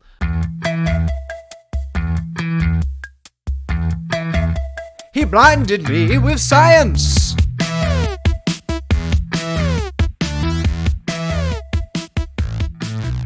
So Indiana Jones is in the plane. He's realised that there is a continental drift, and he tries to point this out to, what was his name again? Schmidt. Evola? I can't remember. Schmidt. Ebola. Dr. Ebola. Dr. Ebola virus. He might as well be, because he's evil. It's fairly evil. You can tell because he speaks like this. Is that racist? I mean, you are mocking an entire Jones country of people. I don't know. Anyway, I suppose you could be mocking Austrians and the Swiss Germans as well. So maybe not. Sorry to those guys. I'm talking about those that put the Hugo Boss on and goose-stepped across Poland. Just them. I feel like you're going to cut that. Oh yeah. Right. Anyway, so he is. So Indy points out about this continental drift thing, meaning that the fissure in time is going to have moved, so that Archimedes didn't know. Well, it's true. Archimedes wouldn't have known that the continental drift occurred because this is something that we've only learned over a vast span of time. Yeah. However, I mean, like, it's a sort of a bollocks explanation for a bollocks theory, isn't it? The big problem I have with it is... I'm going to come back to my beef on that moment. Go on. No. I think we need to come back. I think we need to... Okay. We need to get a little bit further in. Okay, but I just want to say my beef, the big beef, is that it's a giant anus in space, a giant bright anus in space. We have had a century up to this point. You know, at that point they've had like 70 years of air travel, 50 years of real air travel, and they've never encountered one of these things before. Also, like many years of people looking up. Yeah, that's true. Yeah, because you pretty much can see it. They're not that high, especially when they come out of it. I don't know. Yeah, when they come out of it. Yeah. Absolutely. Which is another. It can be seen from the ground. So they Indy points this out. Schmidt says, "No, we have to stop quick." He's right, but it's too late. They're already being sucked into the anus of time. Yep. And they emerge as Indy predicted, not 30 years in the past, but 2,200 years in the past, whatever it was, 2,000, 200 BC or something like that, 250 BC. About then, can't remember. Should have taken notes. I don't think they put a time up on this. I think they did. I think it was something like 249 BC. No, I don't remember that. But speaking of anal fissures in space, but very good. Thanks. Yeah, so they go through this thing. The two planes lose power and they have to restart in midair. That's absolutely fine. And all of a sudden they see below a war going on. And of course, some of them think, "Yay, it's the Nazi war. That's the one." Yeah, I don't know why they thought that. Wait, those are sailboats and they're firing big arrows. That doesn't seem particularly mid 20th century. It's like fireball trebuchets. Fireball trebuchet. Oh, I love a trebuchet. Don't you love a trebuchet? Who doesn't? And they start getting attacked from the ground. So then one of them goes, "Yeah, these 200 chips, I can take them out with one gun," and he just starts randomly shooting. But that's fine. That was odd that they started. It was ridiculous. That they started fighting. Yeah, well, dude, the first thing he does, doesn't he? I can't remember his name, but the Corinthian from Sandman, who was in Logan with the robot arm. I can't remember his name. That's who that was. Oh, all makes sense with the Mangold directing. James Mangold. Yeah. Damn it, missed it. Did you miss it? I think he had false teeth in because he was quite toothy. Oh, okay. And he peroxide blonded his hair, and he had a moustache. Yeah. That's what threw me. But yeah, so he just starts. I think he leans out the door and just starts shooting from the air with a pistol, with a handgun into the sea. I mean. Yeah, it was baffling. But then the thing that struck me in that moment was, okay, so they're under attack now. They've got planes. Go up. Yeah. It's like, why are you so low? They just stay low. Was it that the engines had failed? Did one of the engines? One of the engines got fire? One of the engines got a big, either trebuchet flame ball or a big spike through like it. A huge crossbow bolt. Yeah, I mean they got a few of those crossbow bolts through the plane. Yeah, but I don't think that was straight away. And I think my initial instinct would have been, well, let's pull back on that control and see if we can get a bit of altitude. Because do you know what? Trebuchets and crossbows, no matter how big they are, they've got a limited range. Yeah. You know? Well, you would have just gone, oh my God, we're in we're in the wrong time. We're in the wrong place. Pull up, pull up, pull up. Yeah. As soon as you saw what was unfolding in front of you, you would have, anyway. Yeah. But yeah, so it doesn't fit the story. It doesn't. No. The reason that they didn't, that's what was in the script. So this brings us on to the point of the fact that they've actually just time travelled. Time travel is not. It's been hinted at and mooted at all the way through, but they've actually done it now. And Indiana Jones. And you didn't like this. And his chums. I found it just a bit jarring, in the same way that I found the alien stuff jarring at the end of Crystal Skull. So I would agree with you to a degree. The degree being, I don't think it should be in Indiana Jones. But I didn't find it as jarring as the aliens because it had been spoken about throughout the film. It's like, you know it's going to happen. So it kind of like, I know. It built up to it. Didn't like it. Other than the fact that in the Indiana Jones film, like the power of God comes out of a box and melts people's faces, they feel very grounded. So when you throw sci-fi into it... Again, I agree with you. This is the thing. Indiana Jones is mysticism and occult and theology. It is not sci-fi. Yeah. Or at least it wasn't until that dog shit film from 2008. Can't remember what it was called. No, neither can I. So one thing that I must say, I got over it, and I didn't.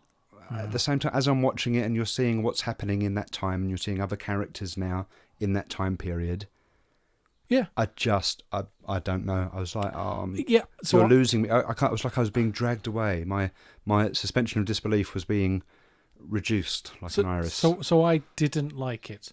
It didn't ruin Indiana Jones for me the way that Crystal Skull did, but I didn't like it. But like you say, the film as a whole I found to be an enjoyable romp that didn't do this whole deconstructed hero thing of where, like in all these other films at the moment, you've got your old heroes or TV shows. Picard, series 1 and 2 of Picard. He was an old man that had to be told shut up all the time. It's like that's not what you... Well, I suppose your Mangold Logan as well, and that's got that in it to a degree, at least in the beginning of that film. With actual Picard, with Stewart. Oh yes, of course, as well, yeah. Yeah, I mean, it did. But also Logan still kicked ass. He was still a force to be reckoned with. He was just suffering from the rigours of age and metaphorical erectile dysfunction. Yes. Yeah, when he's pulling his clothes out. We know what you were doing, Mangold, you dirty boy. I did not make that connection. I'm always thinking about it. I know you are. Well, I don't know why it's on my mind. No, neither do I. Have you seen a doctor about it? I don't want to talk about it. You can get help.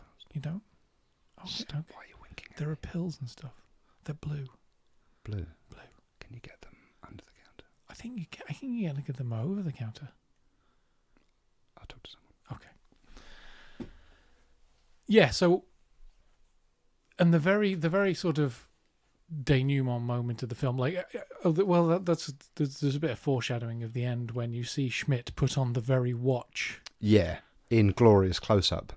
That you found in Archimedes' tomb. Putting my watch on. Yeah, I'm putting on my watch. It's going to be 2,000 years old. 5 years. Yeah.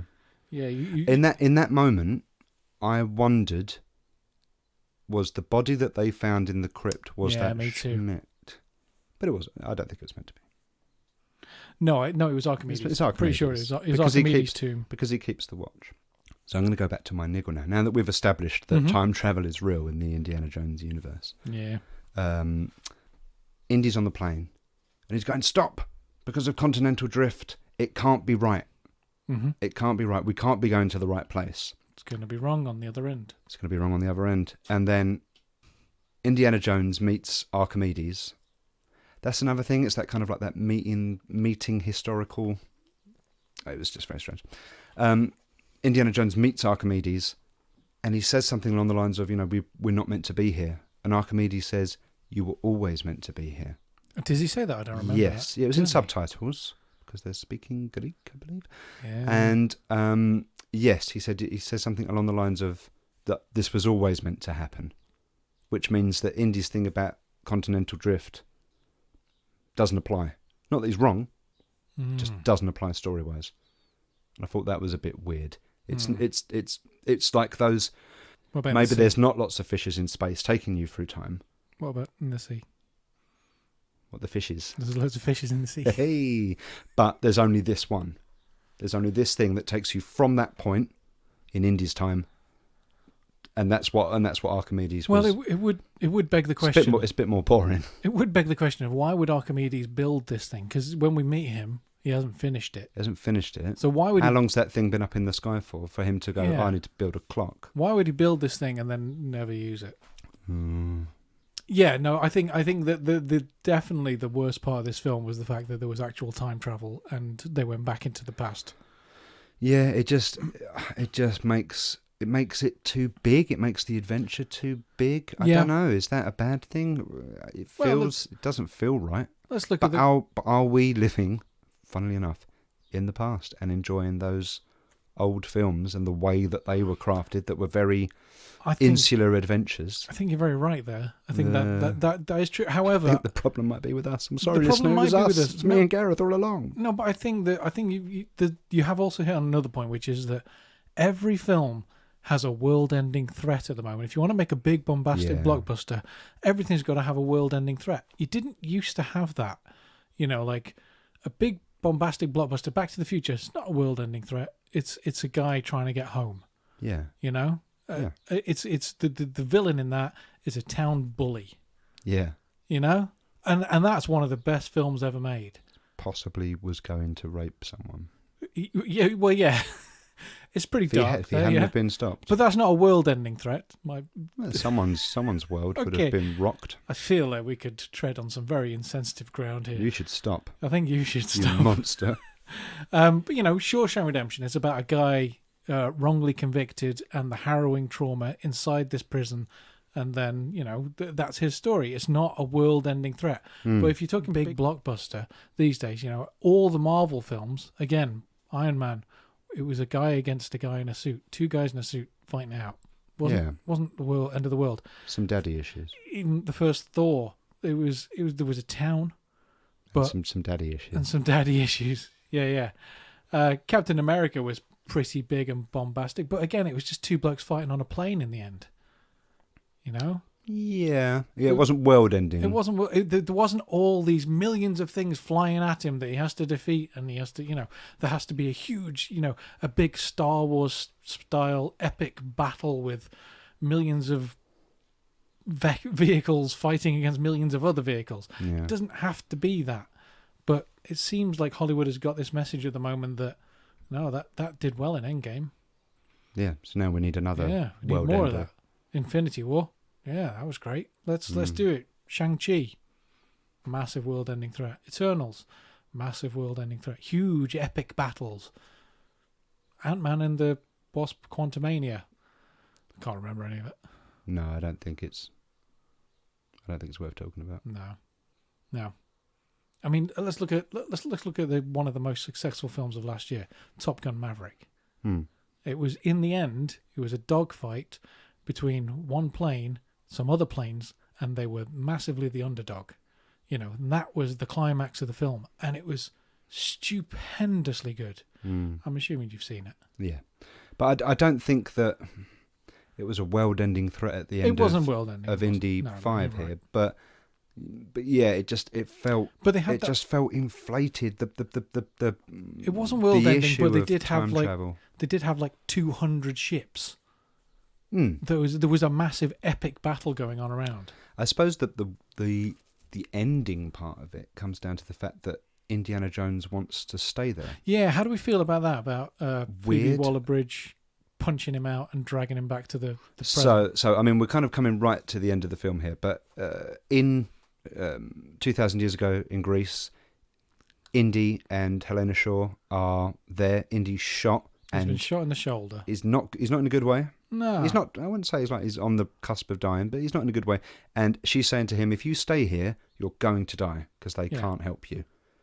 Maybe they could. I don't know.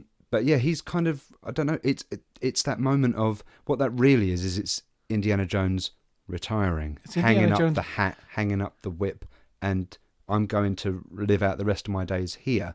And Phoebe Waller-Bridge punching him in the face and bringing him back is the audience going, "We're not done with you yet, old man." Yeah, I mean, I think we love this character so much, you can't die. My feeling was that he wanted to die there. He was tired. He didn't want to go on anymore. He'd lost his son. He'd lost his wife. Yeah, and he was viewing something that is amazing to him. Yeah, and fascinates him. He was looking at living history. Yeah, and I can be a part of that. And I can just let this all end. Yeah. And then she drags him back through time. Yeah. And that's kind of done in a bit of a smash cut as well. It definitely is. She punches him in the face, cut to black, and he wakes up in New 69 York. again. Yeah. 1969, sorry. Yeah. Imagine that. Waking up to that.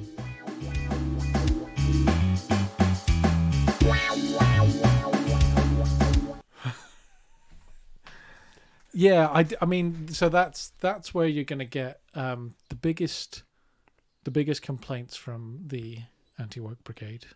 You will get how can this little lady knock out Indiana Jones? That's the deconstructed hero thing. He is weak. He's feeble. She can defeat him. He was weak at that time. Yeah, I think he was shot and he was weakened by that.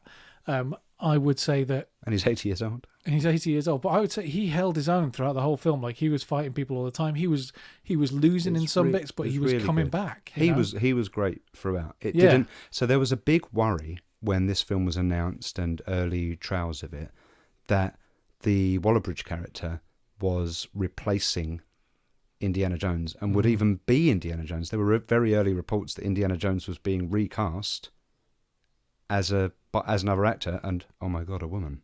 That was very early on, and obviously none of that came to be. But that was the fear, if I'm using the right word, when Crystal Skull came out. They bring in his son. His son is going to be replacing him. They joke about it with the whole thing at the hat at the end, and he takes the hat off of him. I'm not done with that. I'm still an adventure man, and they do it again at the end of 5 here, where his hat is up on the washing line. It's drying outside, yeah. Yeah, and we hold on the hat, and you're going, take it then, and you wait and you wait and you wait, and then he whips it off the line, and it's telling you... He whips it off the line as there is an iris dissolved to black. Yeah.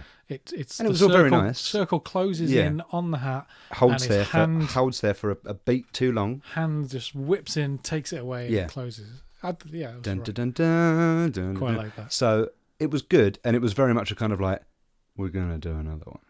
I don't know about that. I do think 80-year-olds... I think people would... I think that this film is good enough. I think it's good enough that if they're very, very quick, Harrison Ford, 80 years old, they could squeeze another one out. I don't think they will, because I think that one of the things that makes this film pretty good is the Nazis. And the only way that they could go back to the Nazis is doing some more sort of time travel thing, and they've trodden that ground now. Or more old Nazis, which is what Schmidt and his group are. They're kind of like not Neo, we want the Force Reich. Yeah. Yeah, maybe. I mean, I when they did Crystal Skull, initially it was the Russians, and I was like, okay, yeah, that's the Cold War equivalent of the Nazis. Yeah. Yeah, okay, initially, and then immediately, I didn't like that film. God, Stephen, what did you do?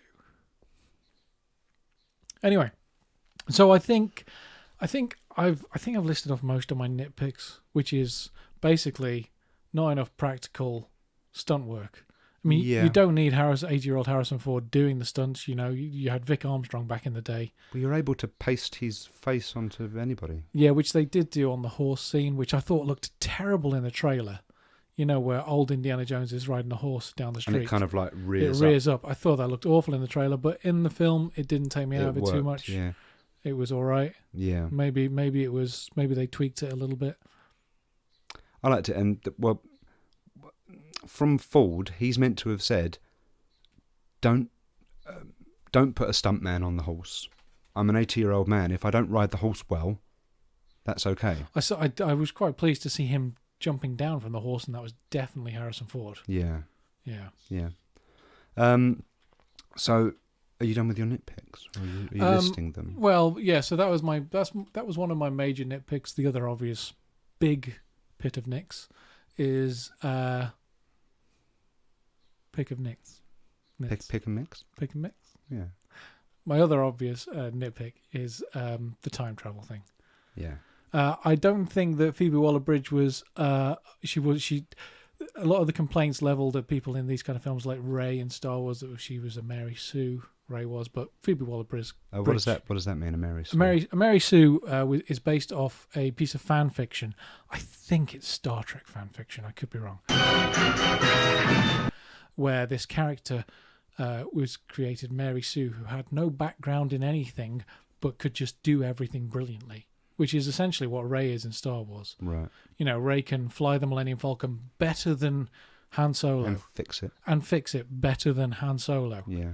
And she's got no basis for being able to do that. She can use the Force and fight against the worst Sith Lord at the time, Kylo Ren, and come away, survive. And not only survive, but she like sliced his face, didn't she?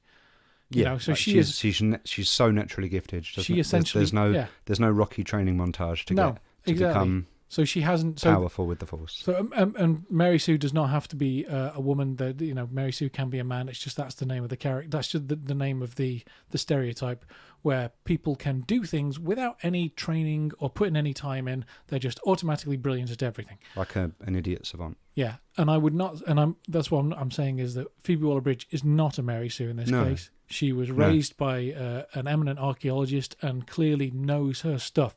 She's also not. She's a corrupted character. She's corrupted by the quest for wealth. Yeah. There's a moment where it looks like she's going to leave Indiana Jones to die when they're underwater, and then that's kind of her redemptive moment when she comes back for him. And then almost the rest of the film, she's now on that redemptive path. And there's the moment where Vola Schmidt offers her $100,000, and she says, "Yeah, I'll take it. I'll translate that for you." And she translates it, and Indy is completely disgusted with her and really, really upset with her. And then she sort of like turns her back to Indy to show him that she's sneaked a little stick of dynamite. Yeah, little wink.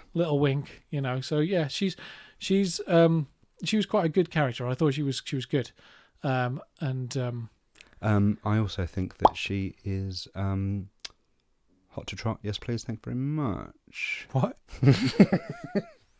You're saying that she fancies Indy? No. You're saying that you fancy her? Okay. Well, she being hot to trot. That would have been weird. That makes you hot to trot. Okay. Unless you've met her and we both are. And she said, "Dad, you're hot to trot."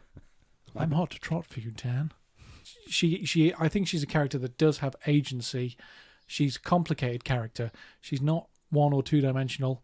She's a character who's she can exist without him as well. Like if he's if he's not there, she can carry on, and she's very well equipped to live in this world of archaeology. And she's not overshadowing him. She's not putting him down all the time.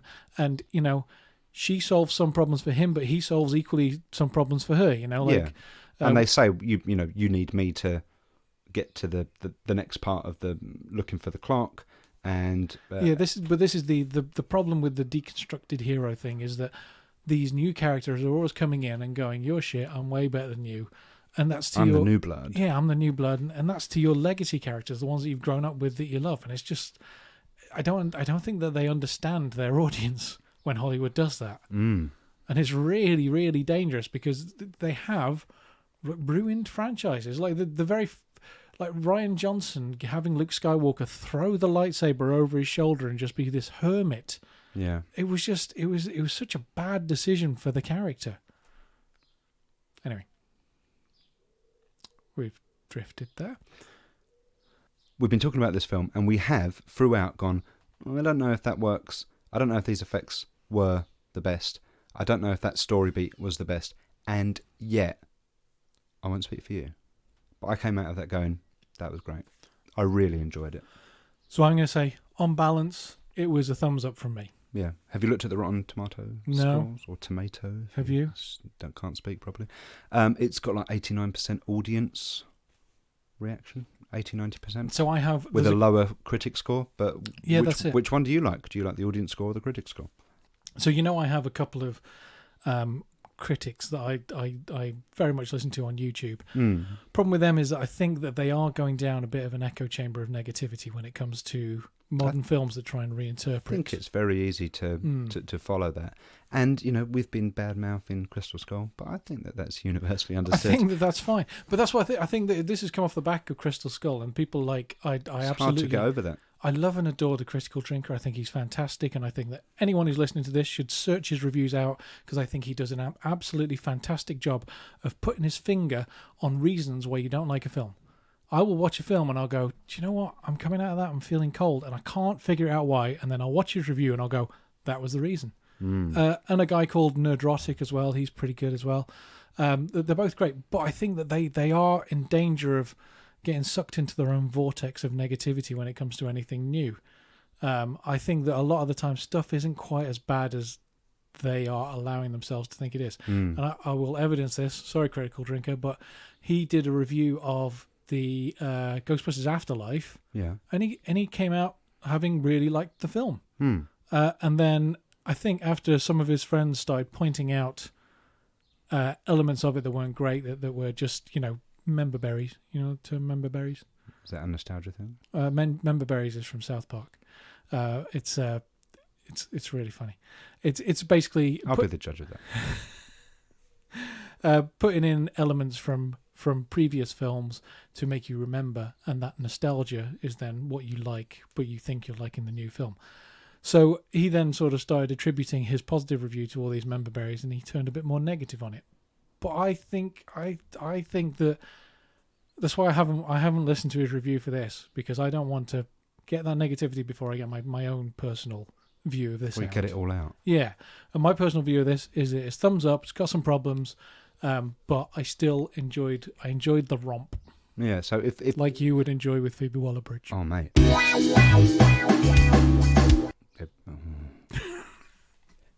So my kind of review of this, my on the back of a fag packet review of this, is that when the other Indiana Jones films come on, the original trilogy, if they come on the television, that's it. I'm not turning the channel over. No, you shouldn't. Doesn't matter what part of the film that we're on. I'm going to sit and watch the end of this.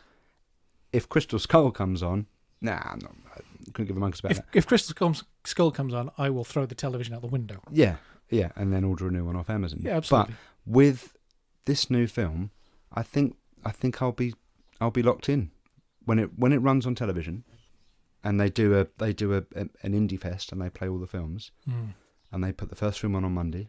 Second, Tuesday, Wednesday, Thursday. I'm busy. Yeah. Thursday's karaoke. I've got stuff to do. Yeah. But yeah, Friday night when Dial of Destiny comes on, you'll be back in. You've probably got me. Yeah. I think I would. And for what it's worth, that's what I think. I think I would agree with that. I think that this is. I think that a lot of problem with critics' reviews these days is they go, "It's shit."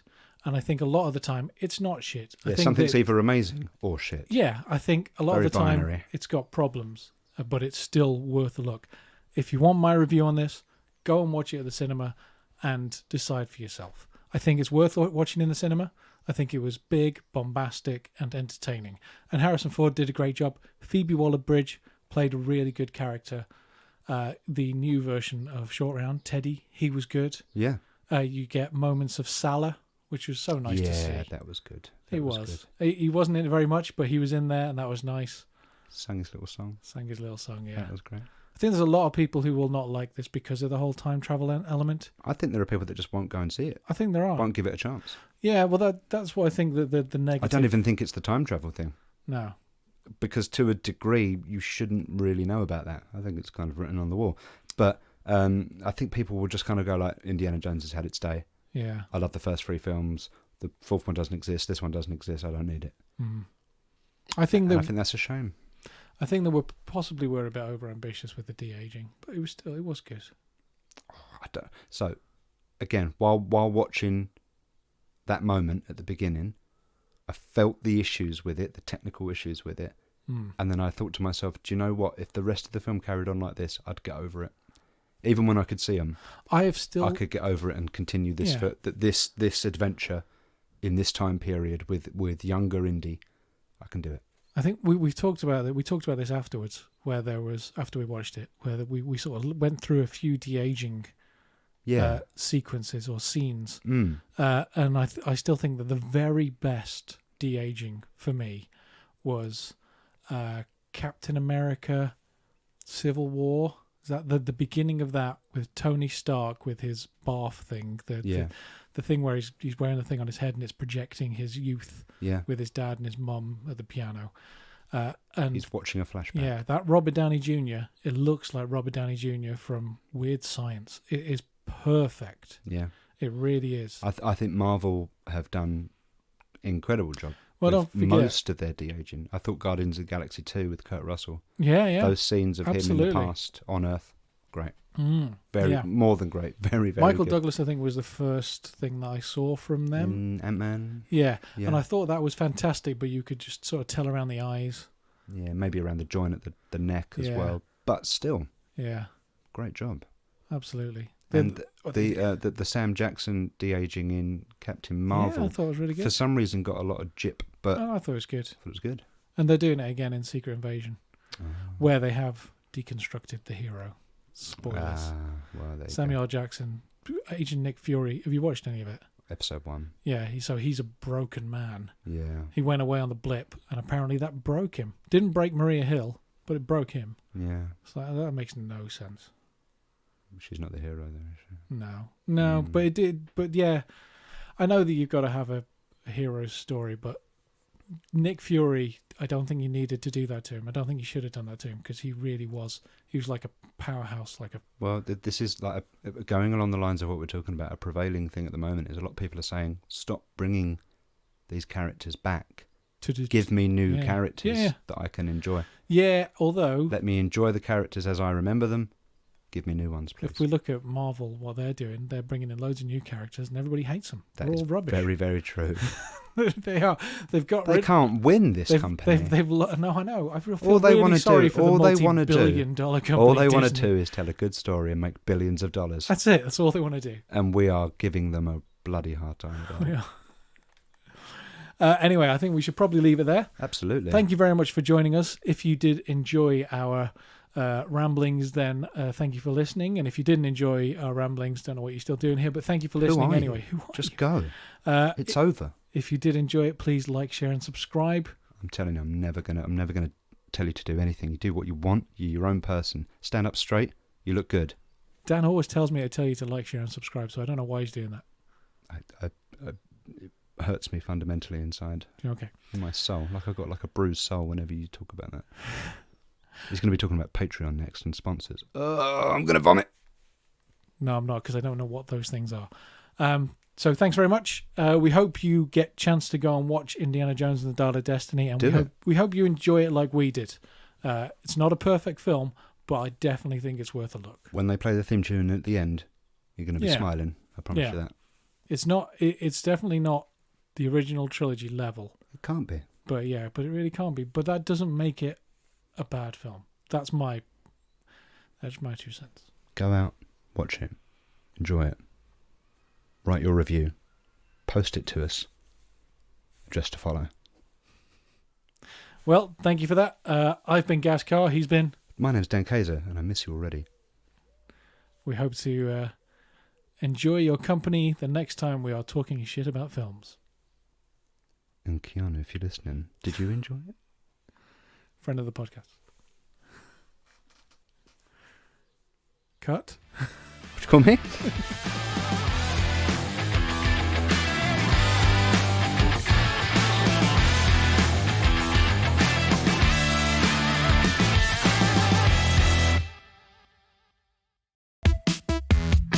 He blinded me with science. Science. Geography.